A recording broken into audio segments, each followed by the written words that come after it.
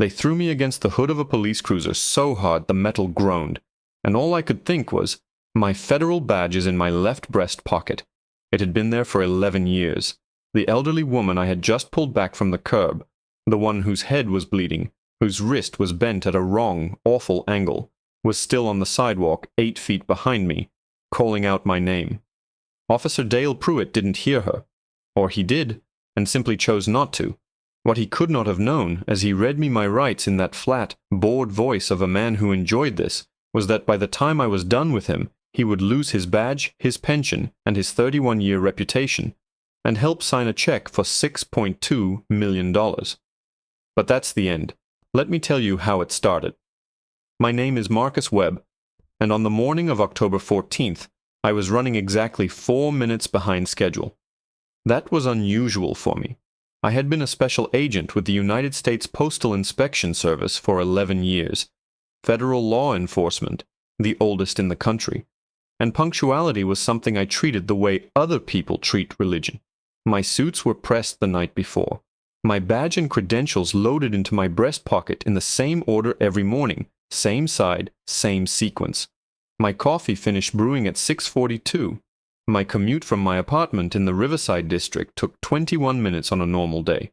That Tuesday, a water main had burst on Clement Street, and the detour added 8 unnecessary minutes to my morning.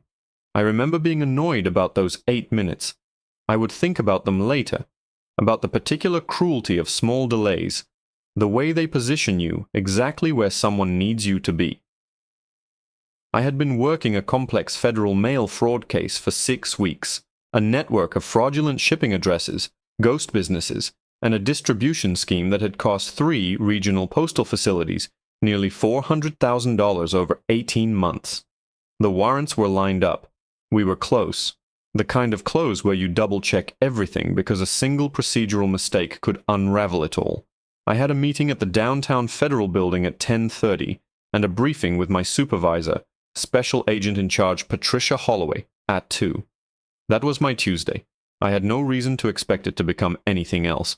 I parked 2 blocks from the Federal Building and was walking fast, briefcase in hand, jacket buttoned, head down against the October wind coming off the bay with a cold, mineral bite. I remember the smell of that morning, exhaust, wet concrete, and something warm and yeasty from the bakery on the corner of 5th and Morrison. I was considering a second cup of coffee when I heard the impact. A sharp, hollow sound, the kind a body makes when it hits pavement unexpectedly. Nothing like the movies. More like a bag of wet sand dropped from shoulder height. I turned instinctively. An elderly woman, 70 at minimum, was down on the sidewalk near the crosswalk. A food delivery cyclist had clipped her. I caught the tail end of it, the wobble, the cyclist pedaling away without stopping. She had gone down hard on her right side. Her shopping bag had split, oranges rolling into the gutter. Her wrist was folded under her at an angle that looked immediately wrong, and there was blood above her ear, thin, bright red against white hair, catching the October light in a way I have not forgotten. 2 full seconds where everyone froze. A woman with a stroller pulled back. A man in a suit glanced at his phone. I was already moving. 11 years of federal law enforcement means your body decides slightly before your brain finishes processing. I crouched beside her, set my briefcase down, and identified myself clearly. "Federal agent, I've got her. Someone call 911. Her name, I would learn later, was Dorothy Reeves, 73 years old, a retired school principal on her way to buy groceries for her church's Wednesday soup kitchen. She looked up at me with that particular clarity people sometimes find in the first seconds of shock, and gripped my forearm with surprising strength. "Don't let me fall again," she said. "I'm okay. Just don't let me fall." I told her I had her. I meant it completely. I kept her still, monitored her breathing, pressed my folded pocket square firmly against the cut on her head. The ambulance siren was already audible, maybe 4 blocks out. The whole intervention had taken about 90 seconds. I was aware of my meeting, aware of Patricia Holloway's expectations. But Dorothy Reeves was on the pavement with a broken wrist and a bleeding head, and there was no version of events in which I walked away from that. That was when the cruiser pulled up. 2 officers stepped out. The first was younger, late 20s, moving with a slight uncertainty from the moment his feet hit the sidewalk. The second was Officer Dale Pruitt. I know that name now with the precision you reserve for things that permanently alter your life. Mid-40s, heavy-set, a face that had somewhere along the way settled into a permanent expression of low-grade contempt. He looked at Dorothy Reeves. He looked at me, black man, pressed suit, crouched over an elderly white woman, hand at her head, and his face arranged itself into a verdict before he had spoken a single word. He walked toward me with a slow, deliberate stride. "Sir, step away from the woman." I looked up without releasing pressure on the wound. "I'm holding pressure on a head laceration," I said evenly. "She was struck by a cyclist. Ambulance is en route. I'm a federal agent. I can show you my credentials as soon as I can safely release." I said, "Step away." His voice dropped a register, not louder, quieter. That specific quiet that is a warning dressed as a request. Dorothy's grip tightened on my arm. "He's helping me," she said sharply, pain barely dulling the authority in her voice. "This man has been here since I fell. There is nothing wrong here. Ma'am, we'll take your statement shortly." He wasn't looking at her. He was looking at me with the focused attention of a man who believes he already knows everything he needs to know. "Sir, stand up. Hands visible." I stood. I kept my hands exactly where he could see them, and I was precise in every movement. Because 11 years as a black man in federal law enforcement had taught me that precision in these moments is not optional. It is survival.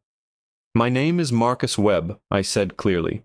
"I am a special agent with the United States Postal Inspection Service." I reached slowly, with full visibility, toward my breast pocket. "My credentials are right here. Hands. One word. A wall. I am reaching for my federal badge. Keep your hands visible, sir, or this escalates right now." The younger officer, his nameplate read Kowalski, had moved to my left. He looked genuinely uncertain, his eyes moving between his partner and me with the expression of someone who knows something is wrong, but hasn't found the words or the standing to say it. I stopped reaching, both hands at shoulder height. Behind me, Dorothy was trying to sit up. The sidewalk crowd had grown. I noted, with the compartmentalized awareness that training produces, that someone was filming on a phone. I filed it. "Officer," I said, and placed every word with the care of a man diffusing something. "I am a federal law enforcement officer. My photo credentials are in my left breast pocket. I am formally requesting the opportunity to display them before any further action is taken. What you're about to do carries serious federal consequences, and I want to give you the chance to—" "We received a call." He cut me off without raising his voice. "Report of a male subject matching your description, this block, attempting to take a woman's purse. We're responding to that call." The sentence hit me somewhere below the ribs. I heard it, processed it, and understood. With a cold, sealing fury, I locked down completely. Exactly what had happened. Someone on that sidewalk had looked at a black man crouching over a white elderly woman and had dialed that number. And Dale Pruitt had arrived with the conclusion already written on his face, the call simply confirming what he had decided in the first second. "That did not happen," I said. Each word separated, measured. "I stopped to assist this woman after a cyclist struck her. I have been here approximately 3 minutes. There was no theft. This woman can tell you precisely what occurred. We'll sort that out." There was something in his voice now, a faint, settled quality, the near imperceptible tone of a man doing exactly what he came to do. "Right now, turn around and put your hands behind your back." "On what grounds?" He paused. "Fractional, barely there, but I caught it, and I have thought about it many times since. Suspicion of theft, and—" Another pause. "Mail fraud. Active warrant in this district for a male subject in a postal fraud scheme. You match the description." The world sharpened, not narrowed, sharpened. Every detail hyper-precise. The cold air on the back of my neck, the ambulance siren half a block closer now, the grain of the sidewalk beneath my shoes, the sound of my own measured breathing. I was a federal agent actively working a mail fraud investigation. I was being arrested for mail fraud. My badge, the one that proved in exact federal terms who I was and what I did, was 4 inches from Pruitt's face, in my pocket, and he had refused twice to let me reach it. Hear me very carefully," I said. My voice was level. It cost me something real to keep it there. "My supervisor is Special Agent in Charge Patricia Holloway. Her direct number is in my phone. I am formally requesting, on the record, that before you proceed, you allow me to produce my federal credentials. What you are doing right now has serious implications, and I want you to have the opportunity to correct it before—" The cuffs went on before I finished the sentence. Cold metal, a double click, wrists behind my back, and then the hand on my shoulder pressing me forward and down toward the hood of the cruiser with force that was several degrees past procedure, several degrees past anything except a statement. My face didn't hit the metal. I turned my head at the last moment and felt the heat radiating from the hood against my cheek. Behind me, Dorothy Reeves cried out. I heard someone in the crowd say something sharp and angry. I heard Kowalski say quietly, "Dale," and then nothing more from him. The ambulance arrived 2 minutes later.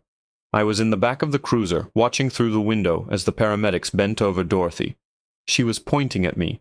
I could see her pointing at the cruiser, at me, gesturing with her good arm, her expression unmistakable even at that distance. My briefcase sat on the sidewalk where I had set it down. My pocket square lay on the pavement beside her split shopping bag, still folded from where it had pressed against her wound. I sat in the back of that cruiser for 11 minutes before Pruitt got in. I counted everyone. That is what training does. It gives you something precise to do with your mind when your mind would otherwise go somewhere you cannot afford. I assembled the case with systematic calm. Time of incident, 10:17. Time of arrest, 10:21. Pruitt's badge number, 4481. Kowalski's nameplate confirmed. Crowd size, at minimum 19 individuals, at least 3 phones out. 1 filming with consistent sightlines. Federal credentials not examined. Miranda warning delivered approximately 2 minutes 40 seconds post-restraint. Stated grounds for arrest, mail fraud, procedurally catastrophic, potentially criminal. The phone footage existed. Dorothy Reeves existed. And everything Pruitt had done in the last 4 minutes existed on a timeline I was already building in my head with the cold, methodical precision of a man who investigates crimes for a living. When he finally got in and pulled from the curb without a word, I said one thing, quietly, without heat, without anything except the flat, factual tone of a man working 3 moves ahead. "You made a serious mistake today. I want you to know I am fully aware of it, and that I intend to demonstrate it in a way that will be thorough and permanent." He looked at me in the rearview mirror. He said nothing. He pulled into traffic. The federal building, my meeting, my case, Patricia Holloway, slid past the window on the left as we drove in the opposite direction. I watched it go, and I thought, that is where this actually begins. The processing room at the 9th District Station smelled of burnt coffee and industrial cleaner, the specific combination that lives in every government holding facility I had ever visited, always on the other side of the counter. The fluorescent light above the intake desk had a flicker in it, a half-second pulse that repeated every 8 or 9 seconds, with the mechanical patience of something that had been doing this for years and would go on doing it indefinitely. I sat in the plastic chair they pointed me toward, and I listened to that flicker, and I thought about the case I had been building for 6 weeks, the meeting that was now happening without me, and Patricia Holloway's expression when she discovered that her senior agent had missed a briefing because he was sitting in a police intake room, with his wrists bruised from handcuffs he should never have been wearing. The booking officer was a woman in her late 30s, efficient in the practiced way of someone doing a familiar job on autopilot. She asked for my name, address, date of birth. I gave them. She asked for identification. I told her, for the 4th time that morning, that my federal credentials were in the left breast pocket of my suit jacket, which had been taken with the rest of my personal effects and placed in a tray on the counter 3 feet away. She glanced at the tray. She glanced at me. Something adjusted in her expression. Not softening, exactly, but a shift, the way a face changes when a detail doesn't quite fit the form being filled out. She reached into the tray and picked up the credential wallet, navy blue, the gold seal of the United States Postal Inspection Service embossed on the front. She opened it. She looked at the photo. She looked at me. She set it down on the desk with a careful, deliberate motion, as if it had changed temperature in her hands, and for a long moment she said absolutely nothing. "Sir," she said finally, her voice in an entirely different register than it had been 30 seconds ago. "Is this current?" "It is," I said. "I have been a special agent with the Postal Inspection Service for 11 years. My supervisor is Special Agent in Charge Patricia Holloway.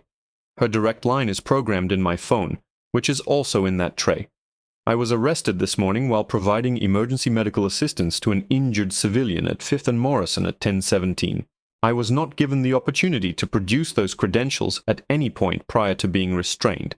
She stood and walked quickly through the door behind the desk without another word. I heard her voice in the corridor, low, urgent, none of the cadence of a routine question. Then a second voice, sharper. Then a third. I sat under the flickering light, and I waited, and I was absolutely, precisely calm, because I had already decided in the back of that police cruiser that every second of what came next was going to be evidence, and I knew exactly how to build a case from the ground up. The shift supervisor, Sergeant Carruthers, came through the door carrying my credential wallet and wearing the expression of a man who had just been handed a problem he hadn't ordered and couldn't return. He looked at me the way people look at something they wish they could quietly put back where they found it. "Mr. Webb," he said. "No, sir. No, agent," I noted both omissions. There has been no confusion on my part," I said, voice level and posture completely still. "I identified myself as a federal agent 4 times before I was restrained. I requested the opportunity to display my credentials on 3 separate occasions, and was refused on each one. The arrest occurred in front of at minimum 19 civilian witnesses, one of whom was filming continuously. The use of force during transport to the vehicle was excessive and will be documented. I would like to make a phone call to my supervisor, a second call to my attorney, and I want the incident report, the dispatch call log, and the full names and badge numbers of both responding officers confirmed in writing." Carruthers set the credential wallet on the counter in front of me with a slow, slightly too careful motion, the way you set down something fragile and problematic. "You're free to go, Mr. Webb. We're going to look into what—" "The phone call first, Sergeant," I said. "Please." Patricia Holloway picked up on the second ring. I told her in the flat, sequential language we both used for incident reporting exactly what had happened. The time, the location, the grounds stated, the 4 identifications, the 3 refusals, the force, the footage I had seen someone recording. When I finished, there was a pause of 4 full seconds. "Are you injured?" she said. "Bruising on both wrists, nothing requiring medical attention." Another pause. "Marcus," she said. The only time that day she used my first name. "Don't say anything else to anyone in that building. I'll have counsel there within the hour." She was there in 45 minutes. Not just counsel, Patricia herself, alongside the department's general counsel, a compact, fast-moving attorney named Diane Solis, who arrived with a leather portfolio and an expression that told me she had been fully briefed during the drive over. They were escorted to a conference room by a lieutenant who had the precise look of a man hoping quietly that this could be resolved before it reached anyone with authority over his career trajectory. It was not going to be resolved that way. Diane Solis laid the immediate demands on the table without preamble. All records related to the arrest, the dispatch call and caller identity, the dash cam footage from Pruitt's cruiser, Kowalski's incident report, the complete booking documentation. She used the phrase civil rights violation twice in the first 4 minutes. She used federal jurisdiction once, in a tone that closed the sentence like a locked door with no key visible anywhere in the room. When the lieutenant began a sentence with, "If there was a miscommunication," Patricia looked at him over the top of her reading glasses with a stillness so complete it stopped the word in his throat. He did not attempt that sentence again. The footage surfaced online before I was out of the building. Someone had posted 19 seconds of clear, unobstructed video. Me crouched over Dorothy. Dorothy's hand on my arm. The cruiser arriving. Pruitt walking toward me. The exchange. The cuffs. The push toward the hood. 19 seconds. By the time Diane Solis walked me out at 12:47, The clip had 11,000 views. By the time I got home and changed out of my suit, it had cleared 200,000. By the following morning, it was national. Dorothy Reeves called me that evening. Her daughter had found my business card in my recovered briefcase and passed on the number. Dorothy's wrist was in a cast. She had already given statements to 2 reporters and a former student who worked at the local television station. I told them exactly what happened, she said. Every single thing. I've been telling people all day. I hope it helps you. I told her it helped considerably. She said, I'm 73 years old. It takes more than a bicycle and a bad morning to knock me down for long. I believed her completely, and I was grateful for her with a depth that I did not entirely know how to put into words then, and am not certain I can now. The 14 months that followed combined intense legal clarity with the deep, grinding tedium of formal process. Diane Solis filed the civil rights complaint within 72 hours. Internal Affairs opened their investigation that same week, driven by the footage and by the particular kind of pressure that converts "we'll look into it" into actual, documented action. Officer Kowalski gave a voluntary statement to IA within 10 days. Voluntary. I did not know exactly what it contained, but voluntary statements in these situations have a recognizable architecture. His account corroborated mine on every material point. The 4 identifications, the 3 requests to display credentials. Each refusal. The force used during transport to the vehicle. He had said Dale on that sidewalk.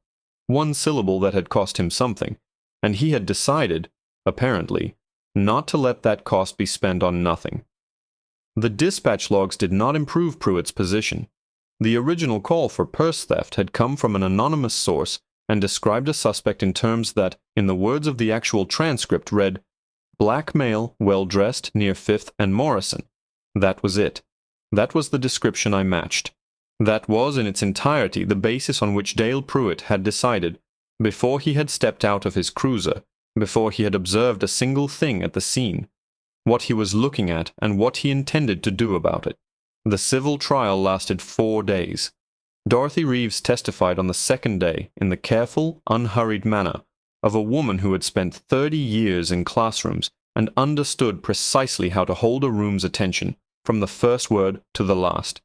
She described what she had witnessed from the sidewalk, from the window of the police cruiser, and from the ambulance stretcher. A man who had stopped to help a stranger identified himself clearly and repeatedly, and been refused the basic courtesy of being believed. She said, at one point, "I have been a school principal for many years. I know the difference between a dangerous person and a good one. That man was good. What happened to him was not." The courtroom was very quiet when she finished. Diane Solis displayed the case rather than argued it. My federal credentials, the radio logs, the 19-second video, the Kowalski statement, the 11 minutes I sat in the back of that cruiser, the 2 minutes 40 seconds before Miranda. Pruitt testified on the 3rd day and spent 2 hours of cross-examination confirming nearly everything we had alleged while failing, in any meaningful way, to explain any of it. The jury deliberated for 6 hours, $6.2 million. Compensatory and punitive damages. The city settled rather than appeal. Announced in a terse, 3-paragraph press release that represented, in the dry language of municipal procedure, exactly what it was.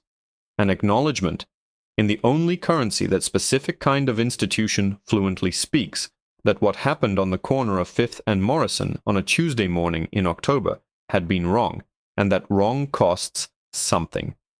Pruitt was terminated. 31 years of service, a pension substantially reduced by the circumstances of his dismissal, a union appeal that lasted 7 months and failed. I have not looked into what he does now. What I know is what I needed to know. Patricia Holloway sent me a bottle of excellent bourbon the week the verdict came in. No note, just the bottle. It said everything a note would have said, and said it better. We closed the mail fraud case 6 weeks after the arrest. The warrants held, the evidence was clean. 3 defendants pled guilty in federal court, and 2 went to trial. Good, solid, careful federal work. The kind where everything is documented, everything holds, and the outcome is exactly what it was designed to be. The last time I saw Dorothy Reeves was at a community event her church organized, about 8 months after the verdict. She was near the refreshments table, talking with the energy of a woman who always has somewhere to be and something to say when she gets there. She saw me across the room and crossed it with the same steady, unhurried purpose I had recognized from the first moment she gripped my forearm on that sidewalk. She shook my hand and looked at me with those clear, focused eyes. "You held on," she said. It was exactly what I had said to her when she asked me not to let her fall. She said it the way a woman says something she has been carefully saving for the right moment. I wanted to tell her she had held on too. The pointing, the testimony, the phone call that evening, the steady voice. But she already knew that. That was why she was smiling. I drove home in the early dark. October again. The same cold, mineral bite to the Bay air. I went upstairs and made coffee. Same brand, same French press. Timed the way I always timed it. 6:42 in the morning. Of a life I had rebuilt on the same precise foundations it had always had. Only now I understood their weight. I sat at the kitchen table in the quiet. My federal badge was on the table in front of me, where I had set it after hanging up my jacket. 11 years old. Navy blue. The gold seal of the United States Postal Inspection Service. Oldest federal law enforcement agency in the country. It had been in my breast pocket the entire time, 4 inches from his face. I picked it up. I turned it over once in my hand, feeling the familiar solid weight of it. I put it back in my pocket, where it had always belonged.